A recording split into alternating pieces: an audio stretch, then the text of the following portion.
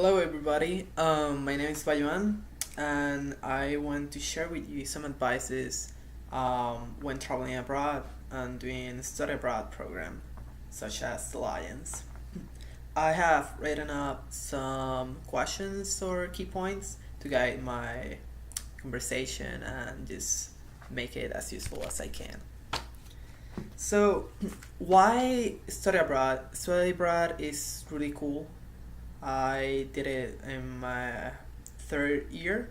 As a junior, I stayed the whole year abroad. I did two places, one semester each. I loved it. I highly recommend it. It's an opportunity to actually explore the world that you're not gonna have once you're working or you graduate and whatnot. It's gonna be harder. So study abroad is a really good option, alternative to if you wish to be well traveled. Also, the language learning, it's a key step in learning any language. Um, it's only through like being immersed in the culture with the people that you actually get to practice it on a daily basis, improve at it. So basically, you want to apply at least kind of like a semester before actually going abroad. So if you're planning on doing it during your third year, then your sophomore year you should start looking into what programs you might like, what locations, and I highly recommend the Lions for any Asian-based programs. Um, as in for financial aid, compared to the cost in for a whole year in the US, sometimes it's a little bit more expensive, and other times I would say about like half or more. It's gonna be cheaper, especially in the location. If you want to study abroad in Europe, it might be really expensive being there. If you do it in China, for example, or in India, then it's considerably cheaper. So that's the pro. And the Lions offers really good deals. They have a really nice financial aid package, so you should definitely apply for it. Um, once you're in China, you have very you have a couple options. The one that I chose was Shanghai. It's a really big city, terrific public transportation, really cosmopolitan. It's modern. Definitely, I would definitely recommend that you either visit or choose Shanghai as your location. But also, the Alliance offers group travels across China. I I took part on the Hangzhou Suzhou trip, also the Qinghai 1 week stay, and it was out of this world. We were in Buddhist temples. We went hiking. We were in the sand dunes. Um, we got in like a village, a nomad village. We had dinner with them. We went to like a Tibetan elementary school in Hangzhou, Suzhou. We went to like places that you will have like the scenery of when you look at the Chinese currency, and it was amazing. It was a really nice experience. So definitely do that. And in addition, I highly recommend that you travel on your own or with a couple friends that you may during the program. I did Beijing, Xi'an, Jiuzhaigou, and Chengdu on my own. I use Ctrip, which is like a travel agency in China. It's really useful and it's English friendly as well. So you will definitely be able to manage it. Um, you can buy train tickets.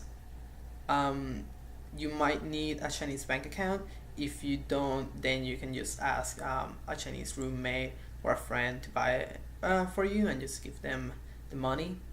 The overnight trains I recommend, and you can also take a plane anywhere. In Beijing, I had a couple activities that because I only was gonna be there for like 3 days, so I went to the Great Wall. Definitely is a must. Um, Also the Forbidden City, the Heaven Temple, and the Summer Palace. They're all really nice locations. In Xi'an, I went to the Terracotta Army, which is pretty, yeah, it's pretty good. Um, Jiuzhaigou, I would say it's my number one location in China if you want to like travel and see it. It's a natural park. You will have the whole day just to like hike through it, and it's amazing. It has like really nice rivers. Just beautiful in general. It has like mountains, rivers, lakes, crystal clear water. It's amazing. If you go to China, you should definitely go there. And another good thing about Jiuzhaigou is that it's an hour away by airplane to Chengdu, which is the capital of Sichuan, and there's the panda place there. It's the big panda breeding and research center, so you can go there and see the pandas in like what it's closest to their natural habitat. So definitely you should check that out. Um, Talking about traveling, you definitely want to try Chinese food. Chinese food, it's epic. I love it. You will have all sort of different Chinese food depending on where you go. In my experience, Chinese food it's considerably cheaper for U.S. standards, so you might not need to cook or whatnot. You can definitely afford eating out all the time, and it's not gonna be a big significant amount of money that you will be spending each day. I had breakfast, lunch, and dinner for about less than $5, so it's definitely something that you want to consider. Um, in Shanghai, I recommend Jiu Wonton. Um, it's a chain restaurant in Shanghai. It's really good. It's kind of like student friendly in terms of pricing. Next to Fudan University in by Tonghi, there is one restaurant which I went there every day, and I highly recommend it. You will know which one is because it will be the one that is always full with students and whatnot.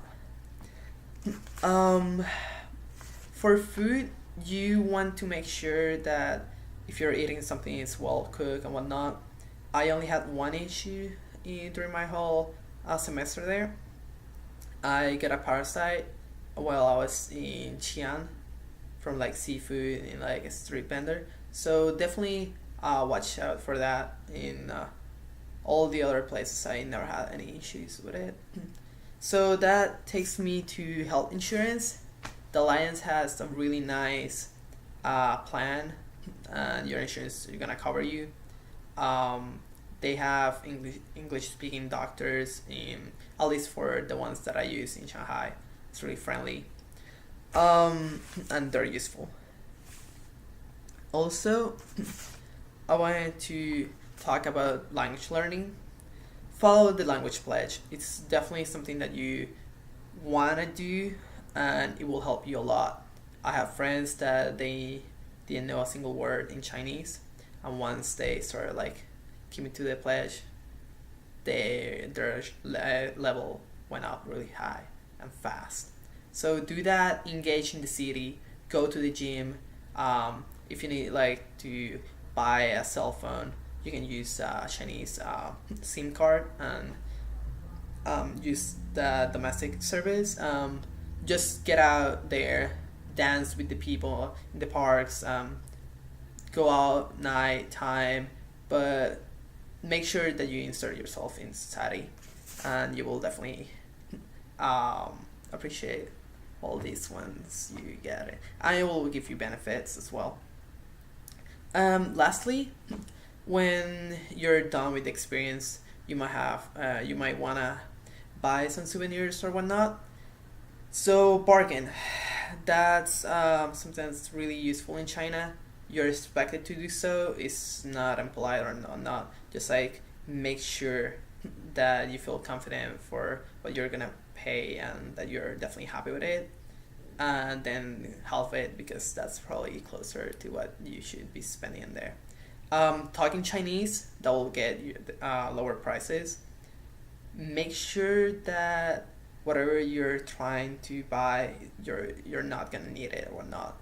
That way you can have more space to bargain. Um, the same, I have one recommendation for buying Chinese traditional and just like Western suits and whatnot. The fabrics market in Shanghai, I had two suits made, complete shirt, suit, and pants for less than 100 each. So, and it was good quality. So definitely check out that if you're in Shanghai. And yes, that's what I have for y'all. So hopefully, these advices will be helpful for y'all.